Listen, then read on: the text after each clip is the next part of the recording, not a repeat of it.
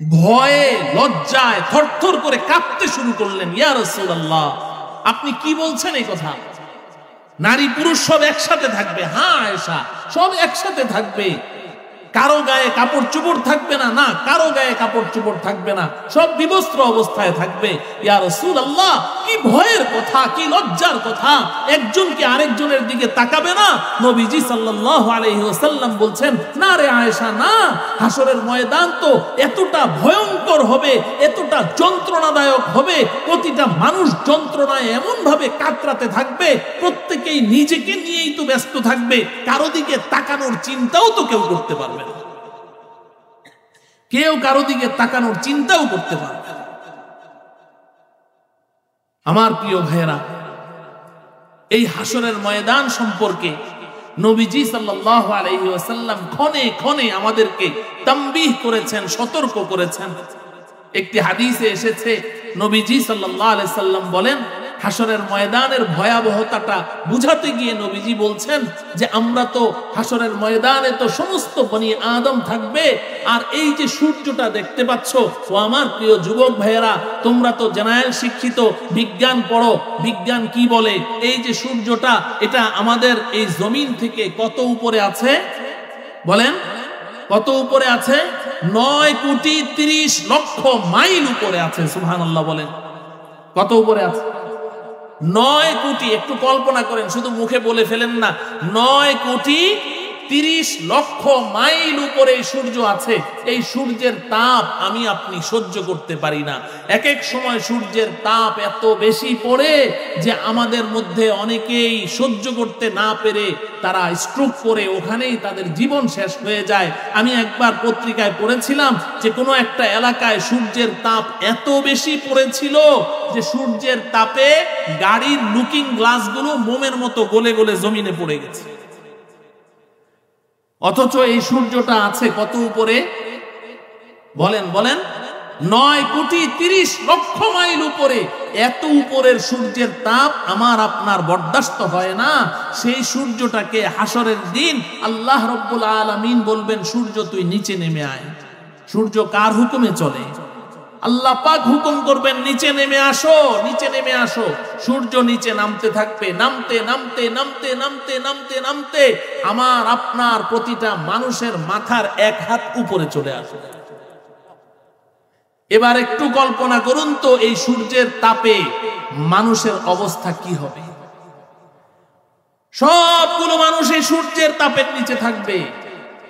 নবীজি সাল্লাল্লাহু আলাইহি ওয়াসাল্লাম ইরশাদ করেন, এই সূর্যের তাপে মানুষের মাথার ভেতরের মগজগুলো উত্রানো ভাতের মতো টকবক করে উতরাতে থাকবে। শরীর থেকে দুর্গন্ধময় রক্ত ঝরতে থাকবে, পুজ ঝরতে থাকবে, ঘাম ঝরবে। প্রথমে তো ঘাম ঝরবে, ঘাম ঝরতে ঝরতে এরপরে এক পর্যায়ে রক্ত আর পুজ ঝরতে থাকবে। এই দুর্গন্ধময় রক্ত, পুজ আর ঘামের সাগর বয়ে যাবে। এই সাগরের মধ্যে এই গুনাহগার মানুষগুলো হাবুডুবু খেতে থাকবে। প্রত্যেকেই নিজ নিজ গুনাহ সমপরিমাণ অনুযায়ী ওই পানির মধ্যে তারা থাকবে। ওই দুর্গন্ধময় ঘাম, রক্ত আর পুজের মধ্যে কেউ হাঁটু, কেউ কোমর পর্যন্ত, কেউ বুক পর্যন্ত, কেউ বা ওই রক্ত, পুজ আর ঘামের এই দুর্গন্ধময় সাগরে ডুবতে থাকবে, আর ওগুলো গিলতে থাকবে আর বমি করতে থাকবে। মাথা উঠাবে তো উপরে সূর্য। প্রতিটি মানুষ আমরা মনে প্রাণে বিশ্বাস করিও জানি যে বর্তমান আমরা যেই জগতে বসবাস করছি, বাস্তবিক অর্থে আমরা একজনও এই জগতের বাসিন্দা নই। আমাদের আসল বাড়ি, আসল ঠিকানা এই দুনিয়ার জগৎ নয়। কারণ কিছুদিন আগেও তো আমরা এই জগতে ছিলাম না। ছিলাম কি? আবার কিছুদিন পরেও কিন্তু আমরা এই জগতে থাকব না। মাঝে সামান্য কিছুদিনের জন্য আমরা এই দুনিয়ার জগতে এসেছি। সঙ্গত কারণেই আমাদের সামনে প্রশ্ন দাঁড়ায় যে যখন আমি এই দুনিয়ার জগতে ছিলাম না তখন কোথায় ছিলাম? দ্বিতীয় প্রশ্ন হচ্ছে, যখন আমি এই দুনিয়ার জগৎ ছেড়ে চলে যাব তখন কোথায় যাব? 3 নম্বর প্রশ্ন হচ্ছে, মাঝে সামান্য কিছুদিনের জন্য আমি এই দুনিয়ার জগতে কেন এসেছি? আমার প্রিয় ভাইয়েরা, বিশেষ করে আমার যুবক ভাইয়েরা, আমি আপনি আমাদের প্রতিটি মানুষের জীবনে মৌলিক এবং গুরুত্বপূর্ণ ইম্পর্টেন্ট কোশ্চেন্স এই তিনটি প্রশ্ন অত্যন্ত গুরুত্বপূর্ণ। 1 নম্বর প্রশ্ন হলো, ছিলাম কোথায়? বলেন 1 নম্বর প্রশ্ন কি? 2 নম্বর প্রশ্ন হলো, যাব কোথায়? বলেন 2 নম্বর প্রশ্ন কি? যাব কোথায়? 3 নম্বর প্রশ্ন হলো, কেন এলাম? বলেন 3 নম্বর প্রশ্ন কি? কেন এলাম? হাকিমুল উম্মত মুজাদ্দিদুল মিল্লাত হযরত মাওলানা শাহ আশরাফ আলী থানভী রাহমাতুল্লাহি আলাইহি লিখেছেন যে কোনো একজন ইমানদার মুসলমান যদি তার জীবনের এই 3টি মৌলিক প্রশ্ন নিয়ে গভীরভাবে চিন্তা ভাবনা করে এবং এই 3 প্রশ্নের জবাব প্রস্তুত করে আল্লাহ রব্বুল আলামিনের দরবারে হাজিরি দিতে পারে, তো আল্লাহ রব্বুল আলামিন তার জন্য জান্নাতের ফয়সালা করে দিবেন। অতএব আসুন আমরাও আমাদের জীবনের এই মৌলিক 3টি প্রশ্নের জবাব নিয়ে কিছুটা মুযাকারা করি, কিছুটা আলোচনা করি। আল্লাহ রব্বুল আলামিন আমাদের সকলকে অত্যন্ত মনোযোগ সহকারে কথাগুলো শোনার তৌফিক দান করুন। আমার প্রিয় ভাইয়েরা, আমরা কমবেশি সবাই জানি যে আল্লাহ রব্বুল আলামিন সর্বপ্রথম আমাদের প্রতিটি মানুষের রূহ এবং আত্মাকে সৃষ্টি করেছে। আমাদের প্রতিটি মানুষের রূহ এবং আত্মাকে সৃষ্টি করে আল্লাহ রব্বুল আলামিন প্রথমে একটি জগতে আমাদেরকে রেখেছিলেন। এই জগৎটির নাম আলমে আরওয়াহ তথা রূহ জগৎ, আত্মার জগৎ। আমি আপনি আমরা সবাই একসাথে একত্রে, যারা গত হয়ে গেছেন এবং যারা ভবিষ্যতে আসবেন, সব মানুষ সবাই আমরা একসাথে একত্রে ওই রূহ জগতে, আত্মার জগতে একসাথে বসবাস করেছি। ওটা ছিল আমার আপনার জীবনের সর্বপ্রথম জগৎ। ওখান থেকে আমাদের সফর আরম্ভ হয়েছে, ওখান থেকে যাত্রা শুরু হয়েছে। এই রূহ জগতে থাকাকালীন আল্লাহ রব্বুল আলামিনের সাথে আমাদের সরাসরি কথা হয়েছে। সুবহানাল্লাহ। কোরআনে কারীমের সূরাতুল আ'রাফে আল্লাহ রব্বুল আলামিন পরিষ্কার বলেছেন, وَإِذْ أَخَذَ رَبُّكَ مِنْ بَنِي آدَمَ مِنْ ظُهُورِهِمْ ذُرِّيَّتَهُمْ وَأَشْهَدَهُمْ عَلَى أَنفُسِهِمْ أَلَسْتُ بِرَبِّكُمْ قَالُوا بَلَى। আল্লাহ রব্বুল আলামিন আমাদের নবীজিকে বলছেন যে আপনি স্মরণ করুন ওই দিনের কথা, যেই দিন আল্লাহ রব্বুল আলামিন সমস্ত মানুষের পিতা আদমের পৃষ্ঠদেশ থেকে তার সমস্ত সন্তানগুলোর আত্মা এবং রূহকে বের করে আল্লাহ পাক তার সম্মুখে ছেড়ে দিয়েছিলেন এবং তাদের কাছ থেকে একটি অঙ্গীকার নিয়েছিলেন। ওয়া আশহাদাহুম আলা আনফুসিহিম, তাদেরকে তাদের ব্যাপারেই সাক্ষী রেখেছিলেন।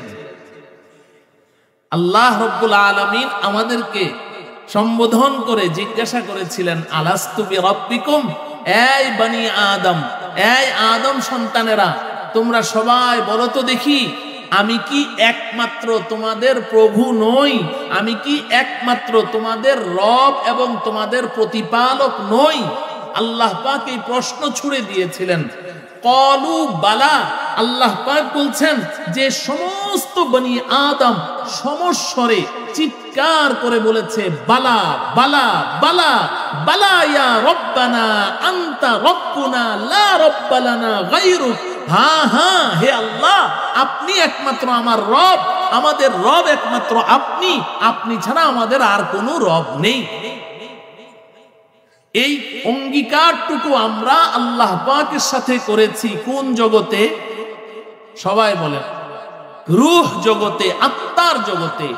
আমরা যেমন বলেছি, এখানে এই মাহফিলে আমরা যারা আছি, আমরা যেমন বলেছি, ফেরাউনও কিন্তু সেদিন এ কথা বলেছে, হামান, কারুন এরাও বলেছে, আবু জাহাল, আবু লাহাবরাও বলেছে, উতবা, সাইবারাও বলেছে, এবং আমাদের দেশের নাস্তিক মুরতাদ ওই তাসলিমা নাসরিন এবং তার প্রেতাত্মাগুলো এরাও কিন্তু ওই দিন বালা বলেছে, ওরাও বালা বলেছে, সবাই বলেছে।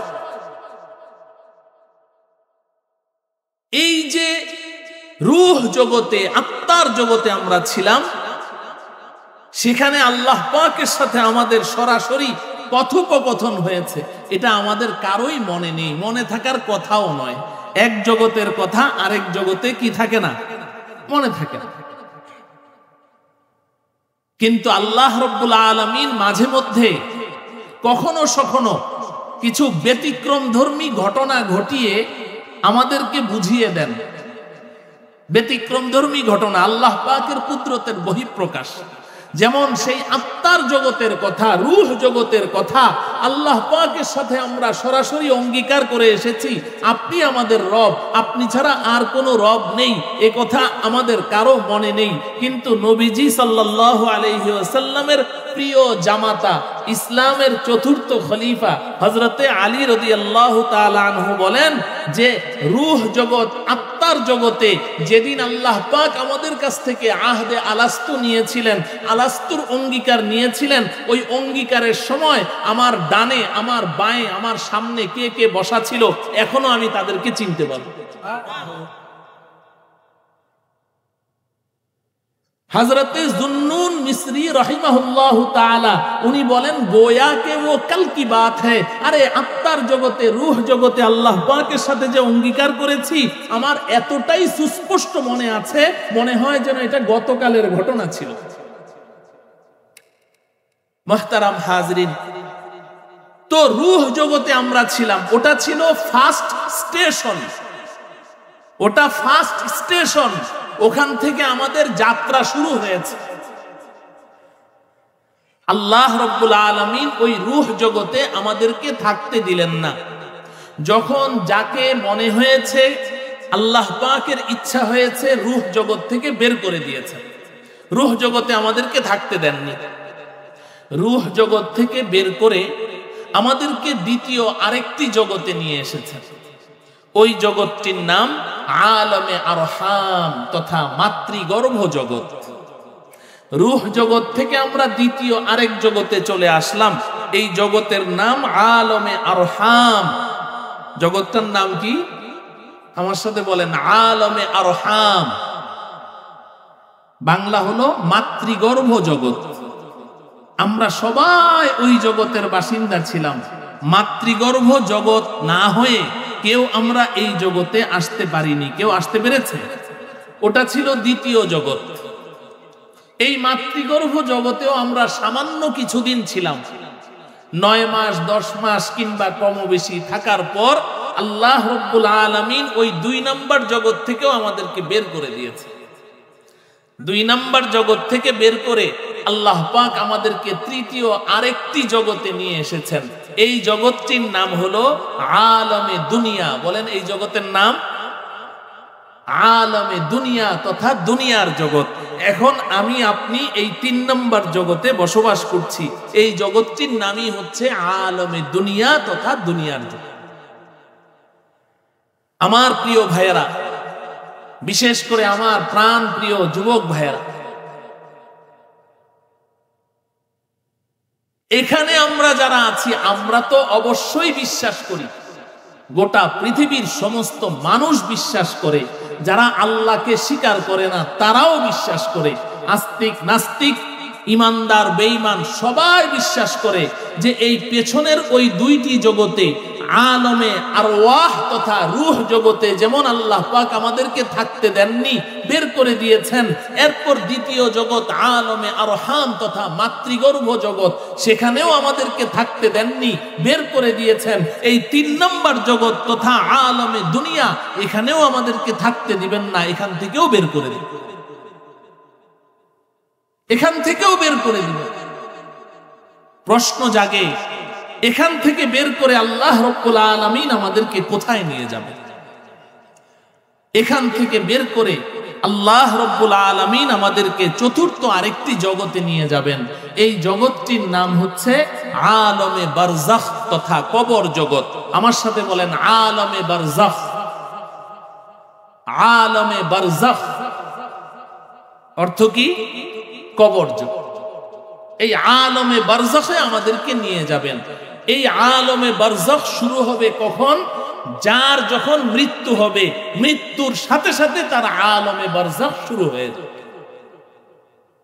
আলমে বারজাখের অর্থ এই নয় যে মাটি 3.5 হাত মাটি গর্ত করে 3.5 হাত মাটির নিচে আমাকে দাফন করবে আর ওই ঘরটা হচ্ছে আমার আলমে বারজাখ। না, আলমে বারজাখ একটা সময়ের নাম।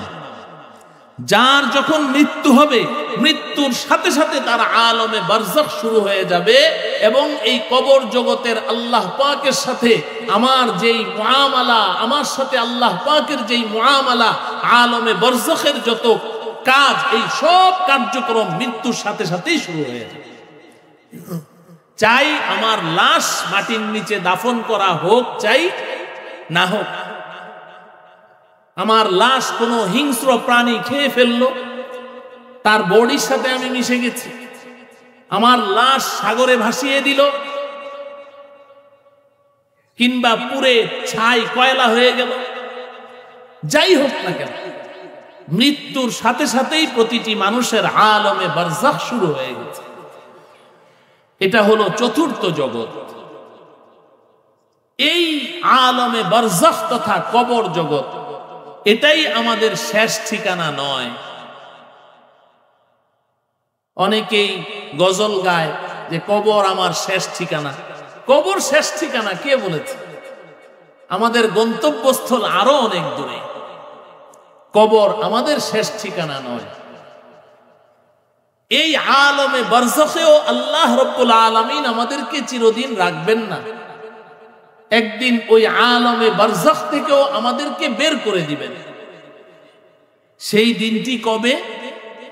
যেই দিন আল্লাহ রাব্বুল আলামিন এই পৃথিবীকে ধ্বংস করে দিবেন, কিয়ামত সংঘটিত হবে। আল্লাহ পাকের নির্দেশে হযরতে ইসরাফিল আলাইহিস সালাম সিংহায় ফুঁক দিবেন। ওই দিন আল্লাহ পাকের নির্দেশে মাটির নিচ থেকে সমস্ত কবরগুলো বিদীর্ণ হয়ে যাবে। ওয়াইদাল কুবুরু বু'থিরাত, আল্লাহ পাক বলছেন কবরগুলো সব বিদীর্ণ হয়ে মাটির নিচ থেকে সমস্ত লাশগুলো উঠে চলে আসবে, জিন্দা হয়ে উঠে চলে আসবে। সমস্ত মানুষ উঠে সব একদিকে দৌড়াতে থাকবে, সব একদিকে দৌড়াতে থাকবে। দৌড়াতে দৌড়াতে একটা বিশাল ময়দানে গিয়ে সমস্ত মানুষ একত্রিত হয়ে যাবে। বাবা আদম আলাইহিস সালাম থেকে নিয়ে পৃথিবীতে আগমনকৃত আগত সর্বশেষ মানুষটি, যেই মানুষটি সর্বশেষ দুনিয়াতে এসেছে, সর্বশেষ তার মৃত্যু হয়েছে, এই সমস্ত মানুষগুলো একসাথে একত্রে একটা খোলা ময়দানে গিয়ে জমা হয়ে যাবে। শুরু হয়ে যাবে পঞ্চম জগৎ। ওই জগৎটির নাম হলো আলমে মাহশার তথা হাসর জগৎ। হাসর জগৎ, মাহতারাম হাজরিন, এই হাসর জগৎ এটা হলো পঞ্চম জগৎ। আমার প্রিয় ভাইরা, আমি খুব সংক্ষেপে কথাগুলো বলছি। সর্বপ্রথম আমরা যেই জগতে ছিলাম, ওই জগৎটির নাম কি ছিল? আলমে আরওয়াহ তথা রূহ জগৎ, আত্মার জগৎ। এই রূহ জগৎ আর আত্মার জগতে আমরা সবাই একসাথে একত্রে ছিলাম, সব একসাথে ছিলাম।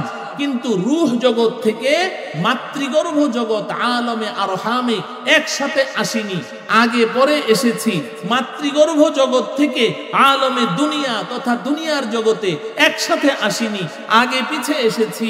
আলমে দুনিয়া তথা দুনিয়ার জগৎ থেকে আলমে বারজাখ তথা কবর জগতে একসাথে যাওয়া হবে না, আগে পিছে যাওয়া হবে। কিন্তু আলমে বারজাখ থেকে হাসর জগৎ আলমে মাহশারে, ওখানে গিয়ে আবার আমরা একসাথে একত্রিত হয়ে যাব। ওখানে আবার একসাথে হয়ে যাব।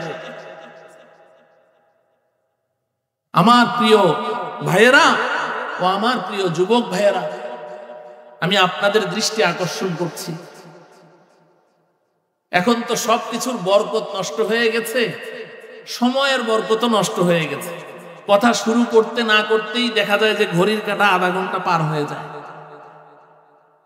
সকাল না হতেই বিকেল হয়ে যায়, সবকিছুর বরকত শেষ। এজন্য কথাগুলো খুব মনোযোগ সহকারে শুনেন। এই যে হাসরের ময়দানটা, ওটা হলো পঞ্চম জগৎ এবং পঞ্চম স্টেশন এবং লাস্ট স্টেশন। ওটা লাস্ট স্টেশন। এই যে আমি 5টি জগতের কথা বলেছি না, এই 5টি জগৎ 5টি প্ল্যাটফর্ম মনে করেন, 5টি স্টেশন মনে করেন। রূহ জগৎ ছিল ফার্স্ট স্টেশন, ওখান থেকে আমাদের যাত্রা শুরু হয়েছে। এরপরে মাতৃগর্ভ জগতে এসে কিছুক্ষণ আমরা ওখানে অপেক্ষা করেছি, ওটা ছিল সেকেন্ড স্টেশন, দ্বিতীয় স্টেশন। এরপরে দুনিয়ার জগতে আসলাম, এটা হলো থার্ড স্টেশন। এখানেও আমরা চিরদিন থাকবো না, এটা স্টেশন, অপেক্ষমান আছি আমরা, আমাদের গন্তব্যস্থল আরো সামনে। এরপরে আমরা চতুর্থ স্টেশন আলমে বারজাখ তথা কবর জগতে যাব, ওটাও আমাদের শেষ ঠিকানা নয়, গন্তব্যস্থল আমাদের আরো সামনে। এরপরে চলে যাব পঞ্চম স্টেশন আলমে মাহশর তথা হাসর জগতে, ওটাও কিন্তু আমাদের লাস্ট, ওটাও আমাদের গন্তব্যস্থল নয়, ওটা হচ্ছে পঞ্চম স্টেশন এবং লাস্ট স্টেশন। ওই হাসরের ময়দান থেকেই আমরা আমাদের গন্তব্যস্থলে পৌঁছে যাব। আল্লাহ রাব্বুল আলামিন যদি আমাদের উপর দয়া করেন, মায়া করেন, আর আমরা যদি ঈমান নিয়ে আল্লাহ পাকের দরবারে হাজিরি দিতে পারি, তো ওই লাস্ট স্টেশন থেকে আল্লাহ রাব্বুল আলামিন আমাদেরকে ডাইরেক্ট আমাদের গন্তব্যস্থল, আমাদেরকে জান্নাতে পৌঁছিয়ে দিবেন। ওই জান্নাত হচ্ছে আমাদের গন্তব্যস্থল। এরপরে আর কোথাও যেতে হবে না, ওটাই গন্তব্যস্থল।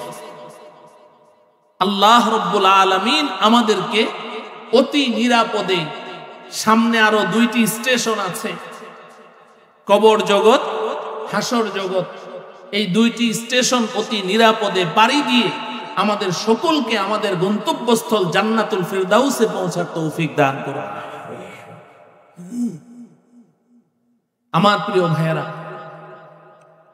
এই যে সর্বশেষ স্টেশনের কথা বললাম, হাসর জগৎ, লাস্ট স্টেশনের নাম কি সবাই বলেন? হাসর জগৎ, আলমে মাহশর। এই হাসর জগৎটা হবে অত্যন্ত ভয়ঙ্কর, অত্যন্ত ভয়ঙ্কর, যন্ত্রণাদায়ক, বেদনাদায়ক, অনেক ভয়াবহ হবে ওটার চিত্র। হাসরের ময়দানের ভয়াবহতা, হাসর জগতের যন্ত্রণা এবং বেদনার কথা পৃথিবীর কেউ কোনোদিন কল্পনাও করতে পারবে না। ভাষায় বর্ণনা করা তো অনেক দূরের কথা, কেউ কোনোদিন কল্পনাও করতে পারবে না। হাসরের ময়দানটা এত ভয়ঙ্কর হবে, এত যন্ত্রণাদায়ক হবে। একটি হাদিসে নবীজি সাল্লাল্লাহু আলাইহি ওয়াসাল্লাম বলছেন যে হাসরের ময়দানে নারী পুরুষ সব একসাথে উঠবে, নারী পুরুষ সব একসাথে থাকবে। এরপর নবীজি বলছেন কারো গায়ে কোনো কাপড় চোপড় থাকবে না, সব বিবস্ত্র অবস্থায় উঠবে, পায়ে জুতা থাকবে না, গায়ে কাপড় থাকবে না, নারী পুরুষ সব একসাথে থাকবে। নবীজির এই কথা শোনা মাত্র আম্মা জান হযরতে আয়েশা সিদ্দিকা রাদিয়াল্লাহু তাআলা আনহা ভয়ে লজ্জায় থরথর করে কাঁপতে শুরু করলেন। ইয়া রাসূলুল্লাহ, আপনি কি বলছেন এই কথা? নারী পুরুষ সব একসাথে থাকবে? হ্যাঁ আয়েশা, সব একসাথে থাকবে, কারো গায়ে কাপড় চোপড় থাকবে না, না কারো গায়ে কাপড় চোপড় থাকবে না, সব বিবস্ত্র অবস্থায় থাকবে। ইয়া রাসূলুল্লাহ, কি ভয়ের কথা, কি লজ্জার কথা, একজন কি আরেকজনের দিকে তাকাবে না? নবীজি সাল্লাল্লাহু আলাইহি ওয়াসাল্লাম বলছেন না রে আয়েশা, না, হাসরের ময়দান তো এতটা ভয়ঙ্কর হবে, এতটা যন্ত্রণাদায়ক হবে, প্রতিটা মানুষ যন্ত্রণায় এমন ভাবে কাতরাতে থাকবে, প্রত্যেকেই নিজেকে নিয়েই তো ব্যস্ত থাকবে, কারো দিকে তাকানোর চিন্তাও তো কেউ করতে পারবে না। কেউ কারো দিকে তাকানোর চিন্তাও করতে পারবে না।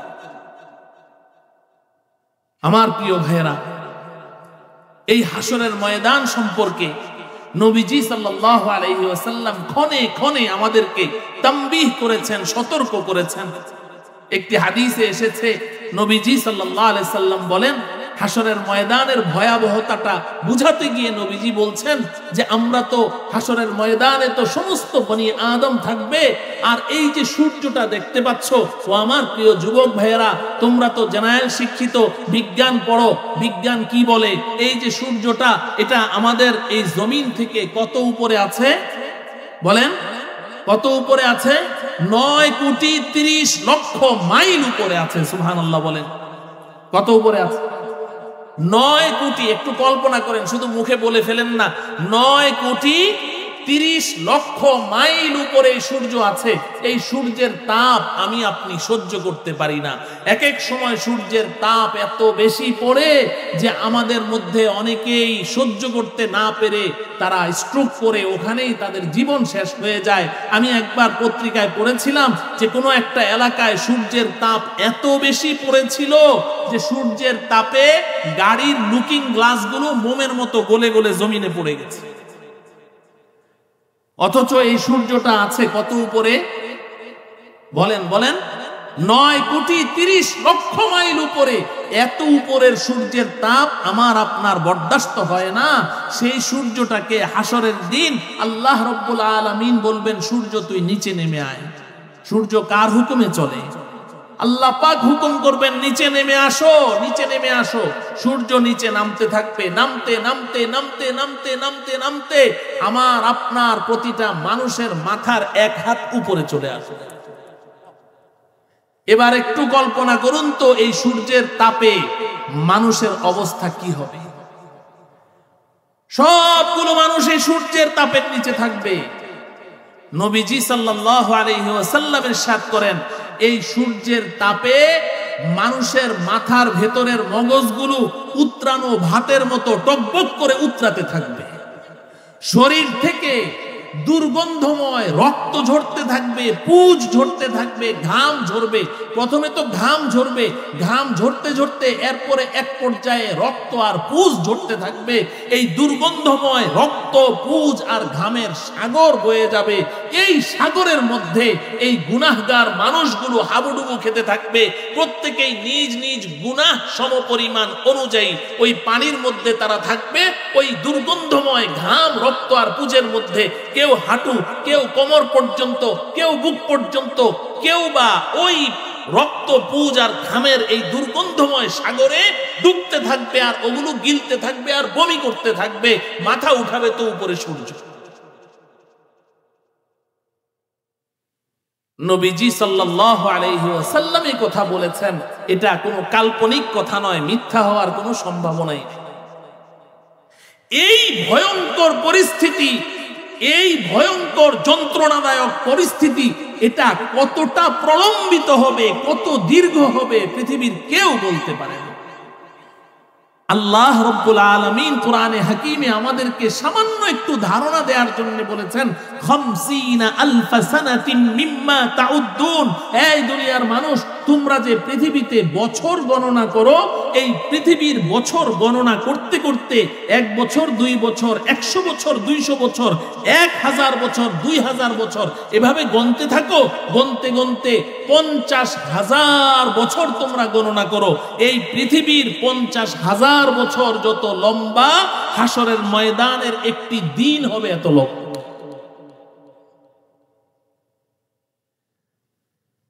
এমন এক পরিস্থিতি বিরাজ করবে, মাথার উপরে সূর্য আর নিচে রক্তপুজ আর ঘামের দুর্গন্ধময় এই সাগর।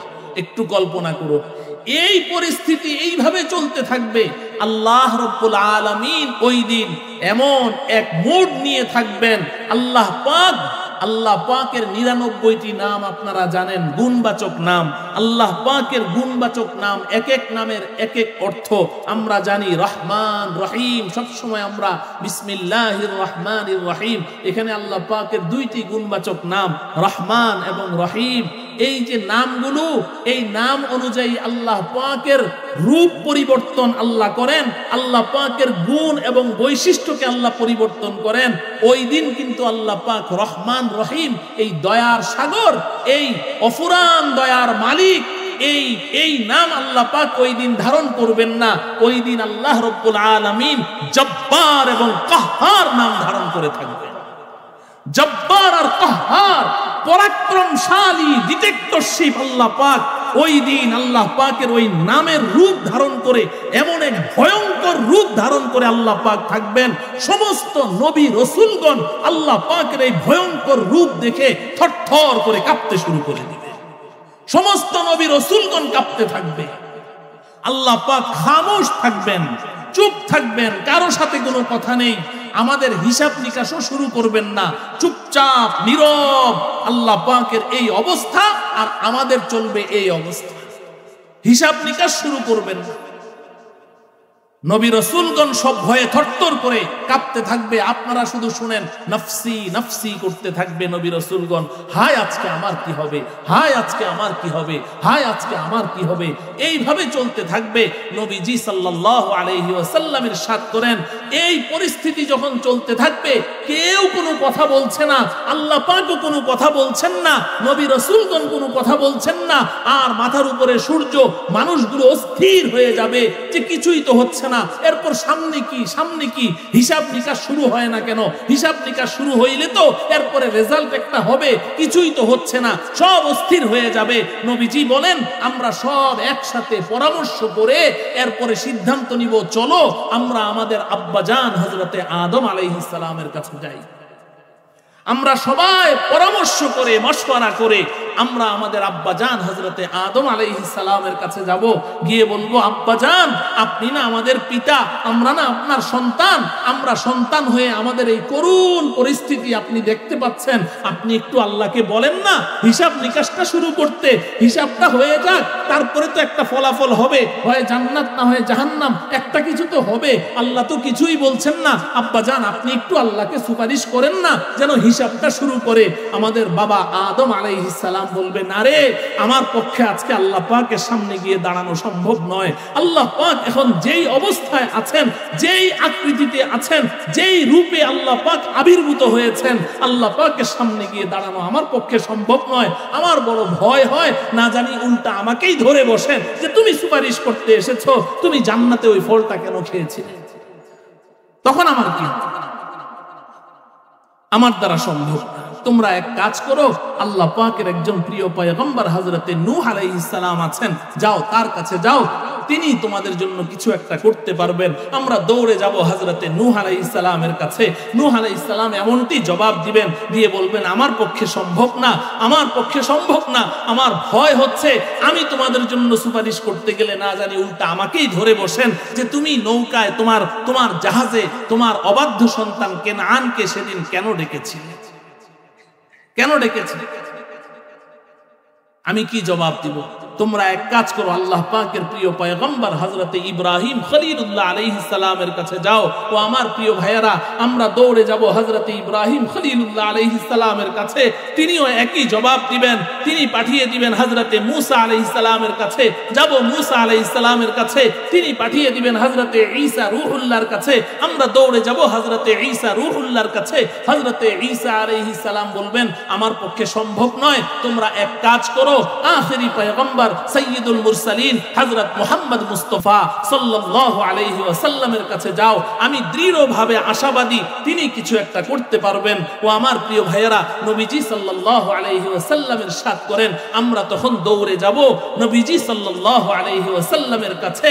নবীজি সাল্লাল্লাহু আলাইহি ওয়াসাল্লাম বলবেন, হা আনা লিদালিক, হ্যাঁ আনা লিদালিক, হ্যাঁ হ্যাঁ, এতক্ষণে জায়গা মতো এসেছো, আজকে তো আমি এটার অথরিটি একমাত্র রাখি, আমি তো এটার একমাত্র অথরিটি রাখি। আমি যাচ্ছি আল্লাহ পাকের কাছে সুপারিশ করতে, তোমরা অপেক্ষা করো। নবীজি সাল্লাল্লাহু আলাইহি ওয়াসাল্লাম গিয়ে আল্লাহ পাকের আরশের নিচে সেজদায় লুটিয়ে পড়বেন।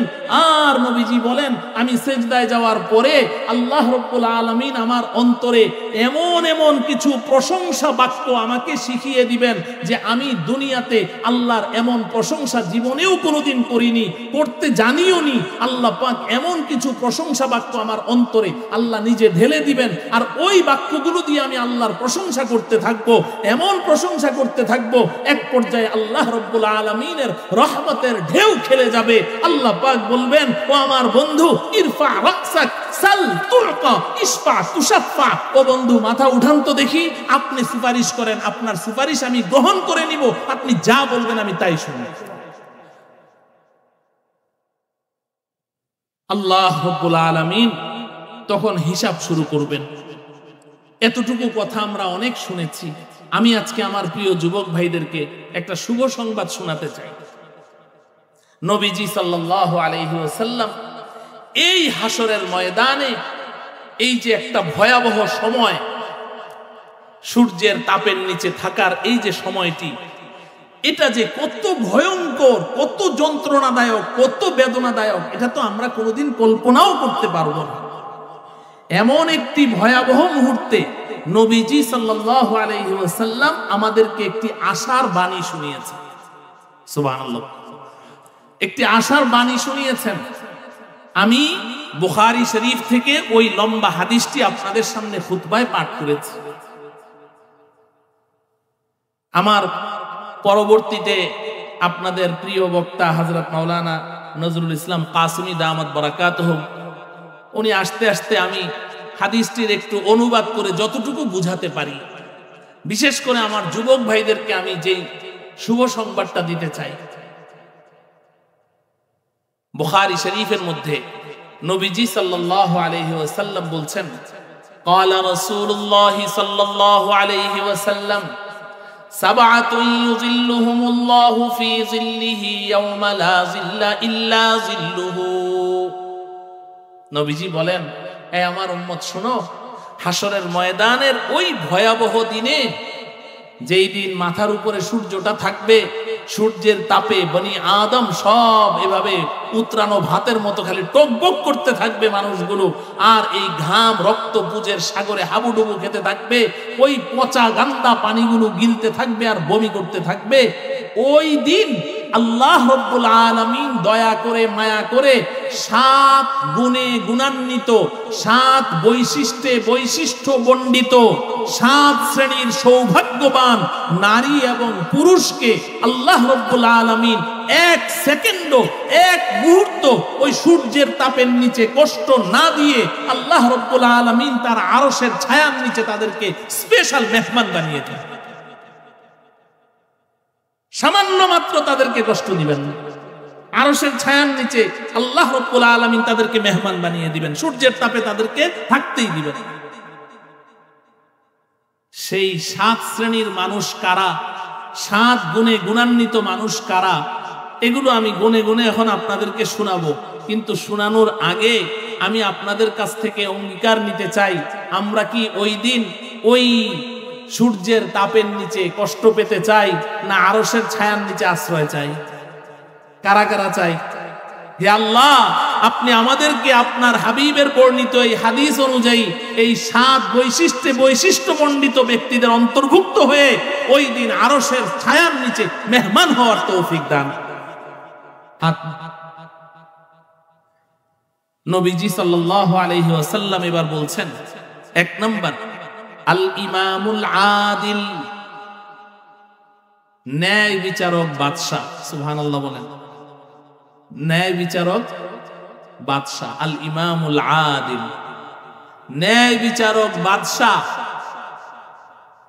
ওই প্রধানমন্ত্রী, ওই প্রেসিডেন্ট, যে প্রধানমন্ত্রীর চেয়ারে বসে কোনো জুলুম করেনি, নির্যাতন করেনি। প্রধানমন্ত্রীর চেয়ারের ক্ষমতা কত, এটা তো আর মার কাছে মামার বাড়ির গল্প বলতে হবে। ছোটবেলা দাদি নানিদের কাছে গল্প শুনতে শুনতে রাত্রে ঘুমাতাম। রাজার গল্প। আগের যুগে রাজাদের কি ক্ষমতা, চোখের ইশারায় কারো ফাঁসি হয়ে যাচ্ছে, চোখের ইশারায় আবার ফাঁসির আসামি খালাস পেয়ে যাচ্ছে। দাদি নানিদের গল্প শুনতে শুনতে ঘুমাতাম, ঘুমের মধ্যে আবার ওই রাজা বাদশাদেরকে স্বপ্নে দেখে চিৎকার করে উঠতাম ভয়ে। এই ছোটবেলায় দাদি নানিদের কাছে রাজা বাদশাদের ক্ষমতার যেই ইতিহাস শুনতাম, এর চেয়েও আরো কত হাজার গুণের বেশি ক্ষমতাধর রাজা আমরা ইতিমধ্যেই দেখে ফেলেছি। এত ক্ষমতা, প্রধানমন্ত্রীর চেয়ারের যে কি পরিমাণ ক্ষমতা, আল্লাহু আকবার। আমি আগে ওই যে কুমিল্লা নোয়াখালীর দিকে যেতে যাত্রাবাড়ি ফ্লাইওভারে ওঠার আগে একটা বিলবোর্ড ছিল। এই বিলবোর্ডে অনেকবার দেখেছি, বারবার দেখেছি, ওখানে লেখা শেখ হাসিনাই পারে, শেখ হাসিনাই পারবে। তাহলে বুঝেন কি ক্ষমতা, সেই পারে, সেই পারে, ক্ষমতা সে দেখিয়ে দিয়েছে। ওই সময় মনে হয়েছে যে তার উপরে আর কোনো ক্ষমতা নাই, এমন একটা অবস্থা তৈরি হয়ে গেছে। এই যে ক্ষমতা, যা খুশি তাই করতে পারবে, কারো কিছু বলার কোনো ক্ষমতাই নেই। কেউ কিছু বলবে তো দূরের কথা, বলার মতো একটু ভাবসাব দেখলেই সাথে সাথেই সে গায়েব, হয় গুম, না হলে খুন, নাইলে আয়নাঘর। কি ক্ষমতা দেখে! এত ক্ষমতা পেয়েও সে কি করেনি? ক্ষমতার কোনো অপব্যবহার করেনি।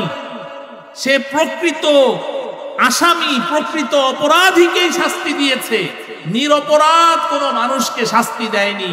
আর শাস্তি দিতে গিয়ে নিজের দল আর বিরোধী দলের মধ্যে কোনো পার্থক্য করেনি। এইভাবে ইনসাফ ভিত্তিক সে বিচার কার্য পরিচালিত করেছে। ক্ষমতা ছিল, ক্ষমতাকে সে অন্যায়ভাবে খরচ করেনি। এই যে তার হাতে ক্ষমতা থাকা সত্ত্বেও সে যে ক্ষমতার অপব্যবহার করলো না, সে যে কারো উপরে কোনো জুলুম নির্যাতন করলো না, সে যে ইনসাফ ভিত্তিক রাষ্ট্র পরিচালনা করলো, এটা কার ভয়ে? বলেন কার ভয়ে? আল্লাহর ভয়ে। আল্লাহর ভয়ে।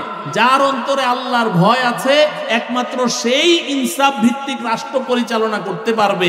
আল্লাহর ভয় যদি না থাকে তাহলে যত ভালো মানুষ হোক না কেন সে কোনোদিন ইনসাফ ভিত্তিক রাষ্ট্র পরিচালনা করতে পারবেই। আল্লাহর ভয় লাগবে, আল্লাহর ভয় লাগবে। এই শব্দটা মনে রেখেন, সামনে আপনাদের কাজে লাগবে। আল্লাহর ভয় যার অন্তরে আছে। এজন্য আমাদের পার্শ্ববর্তী দেশের মহাত্মা গান্ধীর নাম শুনেছেন আপনারা? মহাত্মা গান্ধী, এই গান্ধীজি শেখুল হিন্দ মাহমুদ হাসান দেওবন্দি রহমতুল্লাহ আলাইহি, উনি গান্ধীজিকে রাস্তা থেকে তুলে এনেছেন, ওনার সাথে আন্দোলন করেছেন। গান্ধীজি উনি ভারতের প্রধানমন্ত্রীও ছিলেন না, প্রেসিডেন্টও ছিলেন না, তাদের ধর্মীয় নেতা ছিলেন। উনি ভারতের সমস্ত এই প্রাদেশিক গভর্নরদের কাছে একটা চিঠি লিখেছেন, আমি বইয়ে পড়েছি। ওই চিঠির মধ্যে লিখেছেন যে তোমরা যদি শান্তির দেশ চাও, ইনসাফ ভিত্তিক রাষ্ট্র পরিচালনা করতে চাও, তাহলে মুসলমানদের দ্বিতীয় খলিফা উমরকে ফলো করো। তো এই যে রাষ্ট্রপ্রধান হয়ে, প্রধানমন্ত্রী হয়ে, প্রেসিডেন্ট হয়ে সে যে কোনো জুলুম করলো না, নির্যাতন করলো না, ইনসাফ ভিত্তিক রাষ্ট্র পরিচালনা করলো আল্লাহর ভয়ে, আল্লাহ রাব্বুল আলামিন তাকে কি দিয়ে পুরস্কৃত করবেন? এই মানুষটা যদি ঈমান নিয়ে আল্লাহর দুয়ারে যেতে পারে। কি নিয়ে? কি নিয়ে? ঈমান নিয়ে যেতে হবে, এটা শর্ত। ঈমান নিয়ে যদি আল্লাহর দরবারে যেতে পারে তো আল্লাহ রাব্বুল আলামিন পুরস্কার স্বরূপ এক মুহূর্ত তাকে সূর্যের তাপের নিচে কষ্ট না দিয়ে সরাসরি তাকে আরশের ছায়ার নিচে মেহমান বানিয়ে রেখে দিবেন। আল্লাহ রাব্বুল আলামিন বর্তমান দুনিয়ার সমস্ত রাজা বাদশাদেরকে এই কথাটি বুঝার এবং বিশ্বাস করার তৌফিক দান করুন। 2 নম্বর নবীজি বলছেন, আমার যুবক ভাইয়েরা আপনাদের দৃষ্টি আকর্ষণ করছি, 2 নম্বর নবীজি বলছেন ওয়াশাবুন নাশাআ ফি ইবাদাতি রাব্বিহি। শাবুন শব্দের অর্থ যুবক। শাবুন শব্দের অর্থ কি? 2 নম্বরে নবীজি যুবকের কথা বলছেন। সুবহানাল্লাহ বলেন, আবার বলেন সুবহানাল্লাহ। 2 নম্বরে কার কথা বলছেন? যুবক। যুবক ওয়াশাবুন নাশা ফি ইবাদাতি রাব্বিহ, নবীজি বলেন 2 নম্বর সৌভাগ্যবান ওই যুবক যে তার যৌবন কালটা আল্লাহ পাকের ইবাদত বন্দেগীতে কাটিয়ে দিয়েছে। সুবহানাল্লাহ। 2 নম্বরে নবীজি যুবকের কথা বলেছে।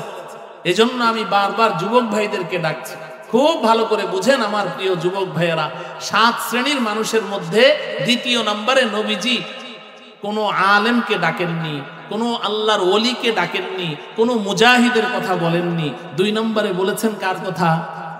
যুবকের কথা। যুবকের কথা খুব ভালো করে বুঝেন, এটাকে অবহেলা করেন না। নবীজি বলছেন 2 নম্বরে ওই যুবক, ওই সৌভাগ্যবান যুবক যে তার যৌবনটাকে অপবিত্র করেনি, যৌবনটাকে কলুষিত হতে দেয়নি, যৌবনটাকে গান্দা হতে দেয়নি, কোনো পাপের সাথে যৌবনকে মিশতে দেয়নি, যৌবনকালটাকে সে পবিত্র রেখেছে এবং আল্লাহর ইবাদতে যৌবনটাকে কাটিয়ে দিয়েছে। আল্লাহ রাব্বুল আলামিন ওই যুবককেও হাসরের ময়দানে সূর্যের তাপের নিচে সামান্য কোনো কষ্ট না দিয়ে সোজা আরশের ছায়ার নিচে নিয়ে বসিয়ে দিবেন। আমার প্রিয় যুবক ভাইয়েরা, এখানে একটা প্রশ্ন জাগে। প্রশ্ন হলো, একজন মানুষের জীবনে যদি সে হায়াত পায় 3টি স্তর পার করতে হয়। 1 নম্বর হলো বাল্যকাল, 2 নম্বর যৌবনকাল, 3 নম্বর বৃদ্ধকাল। নবীজি সাল্লাল্লাহু আলাইহি ওয়াসাল্লাম কিন্তু বাল্যকালের কথা বলেননি, বৃদ্ধকালের কথাও বলেননি, বালকদের কথাও বলেননি, বুড়োদের কথাও বলেছেন মাঝখানে যৌবনকালের কথা, যুবকদের কথা। প্রশ্ন জাগে কেন?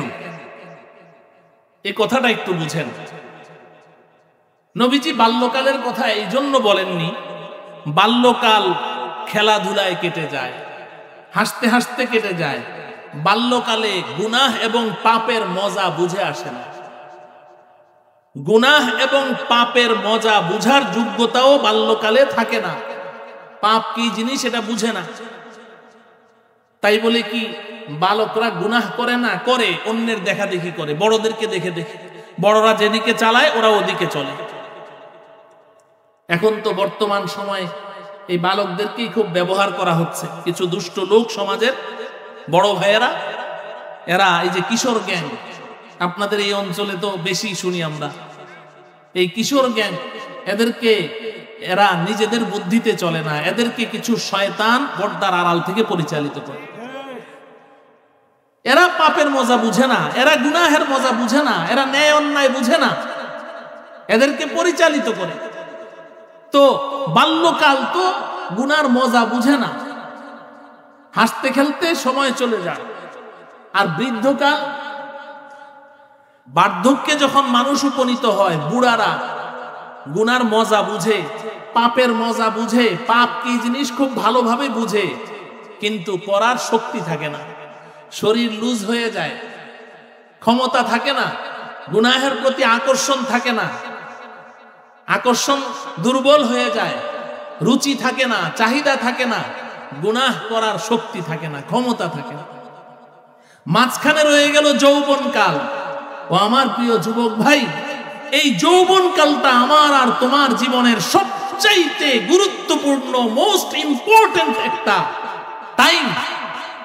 এই সময়টা হচ্ছে আমাদের ফাইনাল এক্সাম। এই যৌবনকালে আল্লাহ রাব্বুল আলামিন আমাদেরকে এমন শক্তি দিয়েছেন, আমার জীবনে এই যৌবনে মনে হয় যেন পাহাড় একদিক থেকে ঠেলে আরেক দিকে সরিয়ে ফেলবো, মনে হয় যেন লোহা চিবিয়ে খেয়ে ফেলবো, এমন অদম্য শক্তি যৌবনকালে, যৌবনের উন্মাদনা আল্লাহ দিয়েছেন। যেই গুনাহটাই তুমি করতে চাও, যেই পাপটাই করতে চাও, এই গুনাহ করার জন্য কি কি বস্তুর প্রয়োজন, কি কি আয়োজন দরকার, কি কি আসবাব উপকরণের দরকার, এই গুনাহের উপকরণ আসবাবগুলো আল্লাহ সৃষ্টি করে দিয়েছেন। কেন? তোমার পরীক্ষা নেওয়ার জন্য। পরীক্ষা নেওয়ার জন্য তুমি গুনাহ করতে চাও, যেই গুনাহ করতে চাও, ওই গুনাহ করার জন্য কি কি আসবাব উপকরণের দরকার, এগুলো আল্লাহ পাক তোমার সামনে রেখে দিয়েছেন। ও আমার প্রিয় যুবক ভাইয়েরা, ভালো করে শুনো। আমরা যখন ছোট ছিলাম ওই সময় একটা গুনাহ করতে অনেক পরিকল্পনা করা লাগতো, মাসকে মাস পরিকল্পনা করতে হতো, বুদ্ধি করতে হতো, বন্ধুদেরকে নিয়ে সলা পরামর্শ করতে হতো, কেমনে করবি, কোথায় যাবি, কোন দিকে যাবি, কবে যাবি, টাকা পয়সা কোথায় পাবি, অনেক পরামর্শ। ছোটবেলায় শুনেছি সিনেমা হলের কথা। আল্লাহ রাব্বুল আলামিন আমাদেরকে আলহামদুলিল্লাহ এমন পরিবারে পাঠিয়েছেন, দাদা নানা উভয় বংশে আমরা সব মোল্লা মৌলভী, যার কারণে আল্লাহ পাক এগুলো থেকে হেফাজত করেছেন। কিন্তু শুনেছি যে বিশাল বড় টেলিভিশনের মতো একটা বিশাল বড় একটা জিনিস, ওটার মধ্যে মানুষগুলোকে অনেক বড় বড় দেখা যায়, কিন্তু এই সিনেমা হল এটাও প্রত্যেক জেলায় জেলায় ছিল না। কোন যুবক যদি সিনেমা দেখতে চাইতো তাহলে সফর করে আরেক জেলায় যাওয়া লাগতো, সব জেলায় সিনেমা ছিল না। আবার সিনেমা দেখতে হলে টাকা লাগবে, টাকা পাবে কোথায়? তোমাদের মতো এত টাকা তো আগের যুগে যুবকদের হাতে ছিল না, এর শতভাগের এক ভাগও ছিল না। টাকা কোথায় পাবে? বাবার পকেট থেকে চুরি করতে হবে। বাবার পকেটও এরকম টাকায় ভরা ছিল না, এখন বাবাদের পকেট যেভাবে ভরা হয়। আজকে সকাল 11টার সময় আমার বাসার সামনের ফ্ল্যাটে, একদম আমার বাসার, আমি যেই বিল্ডিং এ থাকি আমার সামনের বিল্ডিং এর 3 তলা থেকে ডাকাতি হয়েছে আজকে বেলা 11টার সময়। টাকা কত নিয়েছে? 82 লক্ষ টাকা আর 100 ভরি স্বর্ণ। এক বাসা থেকে ডাকাতি হয়েছে, 82 লক্ষ টাকা আর কি 100 ভরি স্বর্ণ। আগে তো 100 ভরি স্বর্ণের কথা শুনলে তো মানুষ হার্ট অ্যাটাক করছে। মানুষের মধ্যে গুরবত ছিল, দারিদ্রতা ছিল। টাকা পাবে কোথায় গুনাহ করার জন্য? মায়ের বালিশের নিচে না কোথায় মা চাউলের ড্রামের ভিতরে কোথায় টাকা রাখে, ওখান থেকে টাকা চুরি করে এরপরে মাসকে মাস প্ল্যান প্রোগ্রাম করে এরপরে কোথাও সফরে গিয়ে এই সিনেমা দেখতে হতো। আবার যদি বাবা যদি জানে, মায়ে যদি জানে, চাচা জ্যাঠা যদি জানে, বড় ভাই যদি জানে, পিঠের চামড়া তুলে ফেলবে। হাজারো ভয় আশঙ্কা, এর ভিতর দিয়ে একটা গুনাহ করতে হতো। ও আমার প্রিয় যুবক ভাইয়েরা, এখন বলো তোমার গুনাহ করতে হলে কোথায় যেতে হয়? কোথাও যেতে হয় না। এই যে তুমি আমার সামনে বসে আছো, এখানে বসেও তুমি পৃথিবীর সবচেয়ে জঘন্যতম গুনাহে লিপ্ত হইতে পারো। গুনাহ করতে এখন তোমার কোথাও যেতে হচ্ছে না, ঘরে বসে বসে তুমি। আরে আমি একদিন যাচ্ছি মিরপুর 1 নম্বর দিয়ে সোনি সিনেমা হলের সামনে দিয়ে, আমি আরজাবাদ মাদ্রাসায় ছোটবেলায় পড়াশোনা করেছি, এখনো থাকি 1 নম্বরে। আমি ওই সিনেমা হলের সামনে দিয়ে যাই, দেখি যে সিনেমা হলটা নাই। আমি জিজ্ঞাসা করলাম আমার খাদেমকে, কিরে এখানে না একটা সিনেমা হল ছিল, গেল কোথায়? কই যে না হুজুর নাই। বললাম কেন নাই? কই এখন কেউ সিনেমা দেখতে আসে না। আমি বললাম আলহামদুলিল্লাহ, তাহলে তো যুবকরা এখন অনেক ভালো হয়ে গেছে। তো হাসে, হাসিস কেন? কয় যে হুজুর সিনেমা দেখবে কি, সিনেমার চেয়েও আরো জঘন্য জিনিস তো সবার পকেটে পকেটে। এখন আর সিনেমা দেখা লাগে না, সিনেমা দেখতে যায় না। আরে ওই সময় তো এত বাধা পেরিয়ে একটা গুনাহ করতে হতো। হে যুবক, এখন তো তোমার গুনাহ তোমার পকেটে, তোমার হাতে। তুমি বাথরুমে বসে, তুমি ঘরের ভেতরে দরজা বন্ধ করে ওর চেয়েও আরো জঘন্যতম গুনাহে লিপ্ত হচ্ছ। আরে ওই সময় এত বাধা ছিল, এখন তো কোনো বাধা নাই। এখন কি তুমি তোমার বাবাকে ভয় পাও, তোমার মাকে ভয় পাও, তোমার চাচা জ্যাঠাকে ভয় পাও, বড় ভাইকে ভয় পাও? না, এখন পৃথিবী উল্টে গেছে। এখন বাবারা এসে চোখের পানি ছেড়ে দিয়ে বলে, হুজুর ছেলের ভয়ে রাত্রে ঘুম আসে। এখন তো তোমাকে তোমার বাবা ভয় পায়, তোমাকে তোমার মা ভয় পায়, তোমাকে তোমার বড় ভাই ভয় পায়, তোমাকে তোমার চাচা জ্যাঠারা ভয় পায়। তুমি তো এখন কাউকে ভয় পাও না। অতএব তোমার তো কোনো বাধা নাই গুনাহ করতে, সব তোমার সামনে। আর বাহিনী, এই আর্মি, বিডিআর আর র্যাব, বিজিবি। আরে আমরা যখন ছোট ছিলাম তখন বাহিনী ছিল 3টা, সেনাবাহিনী আর বিডিআর আর পুলিশ। এই 3 বাহিনী ছাড়া আর কোনো বাহিনী ছিল না। কিন্তু এখন এত ডজনে বাহিনী হয়েছে, নামও বলতে পারো। ওই 3 বাহিনী যখন ছিল তখন যুবকরা বেশি গুনাহ করতো না, এখন বেশি গুনাহ করে। কথা বলেন। তাহলে বোঝা গেল কোনো বাহিনীর পক্ষেও সম্ভব নয় যুবকদেরকে গুনাহ থেকে ঠেকানো। তাহলে তোমার বাবা মাও এখন আর তোমার ভয়ের পাত্র নয়, তোমার চাচা জ্যাঠাও তোমার ভয়ের পাত্র নয়, তোমার বড় ভাইও তোমার ভয়ের পাত্র নয়। কেউ তোমাকে বাধা দিতে পারছে না, কোনো বাহিনীও তোমাকে গুনাহ থেকে ঠেকাতে পারছে না। হে যুবক, এখন যদি তুমি গুনাহ থেকে বাঁচতে চাও, তোমাকে গুনাহ থেকে একটি মাত্র বস্তু ঠেকাতে পারে, দ্বিতীয় আর কোনো বস্তু নেই, আর সেটা হলো আল্লাহর ভয়। আল্লাহর ভয় ছাড়া কোনো কিছু তোমাকে গুনাহ থেকে ঠেকাতে পারবে না। ও যুবক, তোমার এই যৌবনে তুমি যে গুনাহ করার অদম্য ইচ্ছা, আগ্রহ, শক্তি, ক্ষমতা সব তোমার আছে, গুনাহ করার সমস্ত আসবাব উপকরণ তোমার সামনে চাইলেই করতে পারো, এরপরেও যে তুমি গুনাহটা করলে না, আল্লাহর ভয়ে করলে না, আল্লাহ তোমার উপর এত খুশি, এত খুশি, এত খুশি, তুমি হাসরের ময়দানে যাও, আল্লাহ রাব্বুল আলামিন নবীজির কথা যদি সত্য হয়, আল্লাহর রাসূল যদি সত্য কথা বলে থাকেন, হাসরের ময়দানে যাও, আল্লাহ রাব্বুল আলামিন তোমাকে সূর্যের তাপের নিচে এক মুহূর্ত কষ্ট না দিয়ে তোমাকে আল্লাহর মেহমান বানিয়ে আরশের ছায়ার নিচে তোমাকে আশ্রয় দিয়ে। ও আমার প্রিয় যুবক ভাই, আমি যখন চিৎকার করে করে তোমাকে এই কথাগুলো বলছি, ঠিক এই মুহূর্তে ইবলিস শয়তান তোমাকে একটা ওয়াসওয়াসা দিবে। আমি যে মুহূর্তে কথাগুলো বলছি, এখনই তোমাকে ইবলিস একটা ওয়াসওয়াসা দিবে, বলবে যে আরে এই সমস্ত কথা, এগুলা তো হুজুরদের কামই এগুলা বলা, ওনার কথা তো উনি বলবেই, তুই এখন টকবগে যুবক, যৌবনের মজাটা একটু চেখে নে, এরপরে যখন ওনার মতো সাদা দাড়ি হবে, বুড়া হবি, ওই সময় তুই দরবেশ হয়ে যাস, ওই সময় তওবা করে তুই ভালো হয়ে যাস, এখন কিসের এই সমস্ত কথা, এখন তুই টকবগে যুবক, যৌবনের উন্মাদনায় কিছুদিন নেচে নে, গেয়ে নে, কিছুটা মজাটা চেখে নে, এরপরে বুড়া হইলে তুই বুজুর্গ হয়ে যাস। শয়তান তোমাকে এইভাবে ওয়াসওয়াসা দিবে। এখনই কিসের মুখে দাড়ি রাখা, এখনই কিসের 5 ওয়াক্ত নামাজ পড়া, এখনই কিসের পর্দা প্রথা মেনে চলা, এখনই কিসের হালাল হারাম মেনে চলা, এখনই কিসের জেনা বেবিচার ছেড়ে দেওয়া, এখনই কিসের মিথ্যা কথা ছেড়ে দেওয়া, এখনই কিসের জুয়া মদ ছেড়ে দেওয়া, এখনই কিসের অন্যায় অপরাধ ছেড়ে দেওয়া, এখনই না, সময় আছে সামনে, এখন না, এখন যা করছিস করতে থাক, বুড়া হলে ভালো হয়ে যাস। শয়তান যখন তোমাকে এই ওয়াসওয়াসা দেয়, তখন আমি তোমাকে একটা কথা বলি, প্রথম কথা হলো, তুমি যে আমার মতো বুড়া হতে পারবে, তোমার দাড়িগুলো সাদা হওয়া পর্যন্ত তুমি হায়াত নিয়ে এসেছো, এই সার্টিফিকেটটা আমাকে একটু দেখাও। তুমি যে বার্ধক্য পর্যন্ত বেঁচে থাকবে, তুমি যে আজকের এই মাহফিলের ময়দান থেকে বাসা পর্যন্ত যেতে পারবে, এই সার্টিফিকেটটুকু আমাকে দাও। কিসের অপেক্ষায় তুমি বসে আছো? কিসের অপেক্ষায় যুবক তুমি বসে আছো? যে না এখন না আগামীকাল, এখন না আগামীকাল। ইবলিস শয়তানের এটা হলো সবচেয়ে বড় চক্রান্ত। ও যুবক শুনো, ইবলিস শয়তান কখনো তোমাকে নামাজ পড়তে বাধা দিবে না, বলবে না যে নামাজ পড়িস না, বলবে না যে রোজা রাখিস না, বলবে না যে তুই যাকাত দিস না, বলবে না যে তুই ইসলামী অনুশাসন মেনে চলিস না, এটা বলবে না। বলবে যে আগামীকালকে, পরশু, বলবে যে এত তাড়াতাড়ি দরকার কি, এই যে সামনে শুক্রবার আছে, আজকে ওয়াজ শুনলি তো, আচ্ছা ঠিক আছে, এই সপ্তাহটা শেষ হোক, জুমার দিন, সাপ্তাহিক ঈদের দিন ভালোভাবে গোসল টোসল করে এরপরে জুমার নামাজ পড়ে তওবা টওবা করে তুই ভালো হয়ে যাস, আগামী আগামী আগামী, আজকে না। অথবা বলবে যে অমুক দিন অমুক বড় হুজুর আসছে, বড় হুজুরের হাতে হাত রেখে তওবা করে ভালো হয়ে যাবি। অথবা বলবে যে না থাক, এখন থাক, সামনে তো হজের নিয়ত করেছিস, হজে গিয়ে একবারে তওবা করে তারপরে ভালো হয়ে চলে আসিস, আজকে না। শুধু আগামীর চক্রে তোমাকে ফেলে রাখবে।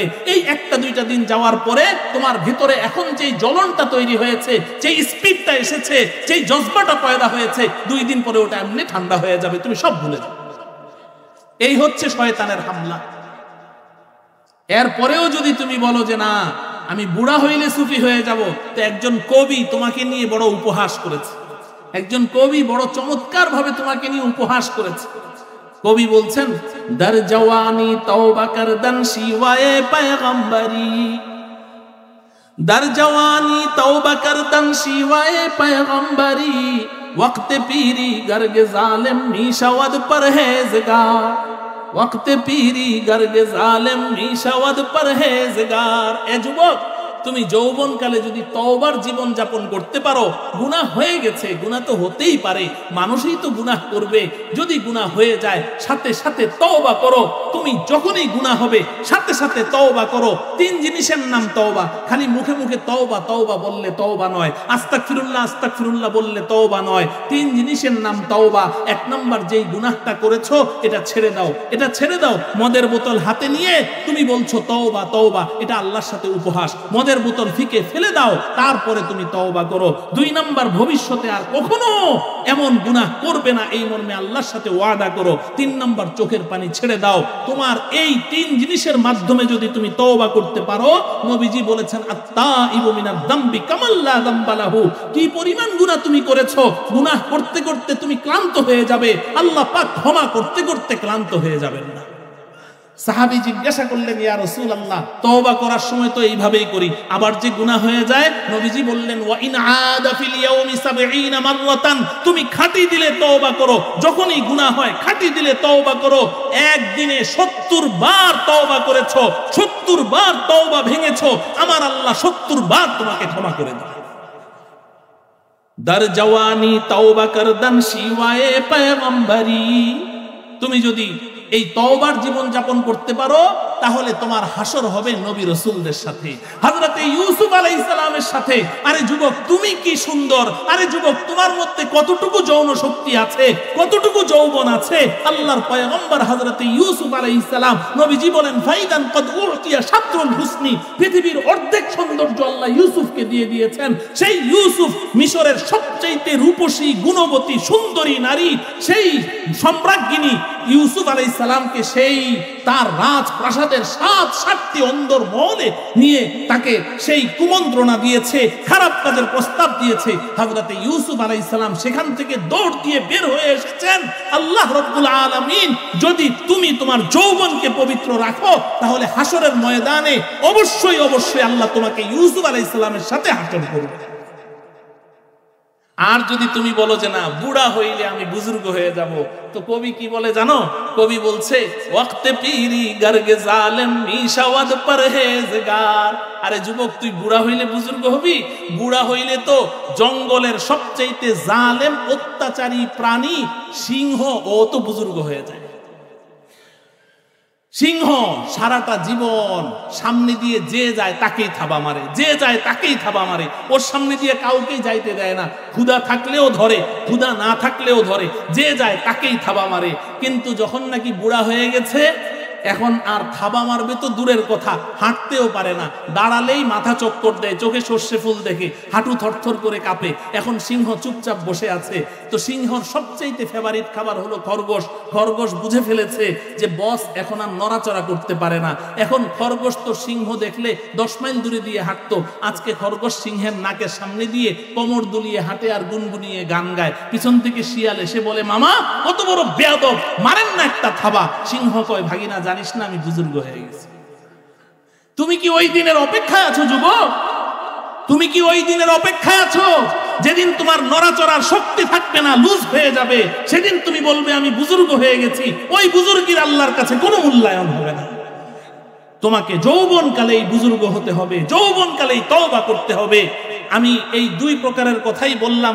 সময় আমার 10টা পর্যন্ত ছিল, তো আমি কথা এখানেই শেষ করে দিচ্ছি। আর বাকি কথাগুলো হয়তোবা অনেকের মন খারাপ হবে, আমি শুধু অনুবাদ করে দিচ্ছি। বুড়ারা বলবে যে হুজুর তাহলে আমাদের রাস্তা কি বন্ধ হয়ে গেছে? 3 নম্বর, নবীজি বলছেন, ওয়া রাজুলুন কলবুহু মুআল্লাকুন ফিল মাসাজিদ, ওই সৌভাগ্যবান ব্যক্তি যার অন্তরটা সব সময় মসজিদের সাথে ঝুলে থাকে। সুবহানাল্লাহ।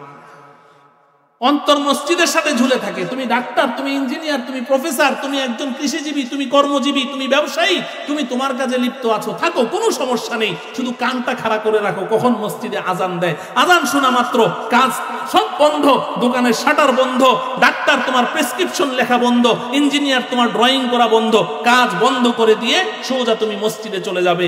আবার মসজিদ থেকে নামাজ পড়ে এসে কাজে লেগে যাবে, কানটা খাড়া করে রাখবে মসজিদের সাথে। বাস, যদি এইভাবে তোমার জীবনটা কাটিয়ে দাও, আল্লাহ পাক তোমাকে হাসরের ময়দানে আরশের ছায়ার মেহমান বানিয়ে দিবেন। বাস, এই 3টা বলে আমি কথা শেষ করে দিচ্ছি। আল্লাহ রাব্বুল আলামিন আমাদেরকে এই 7 শ্রেণীর অন্তর্ভুক্ত হয়ে হাসরের ময়দানে আল্লাহ পাকের আরশের মেহমান হওয়ার তৌফিক দান করুন।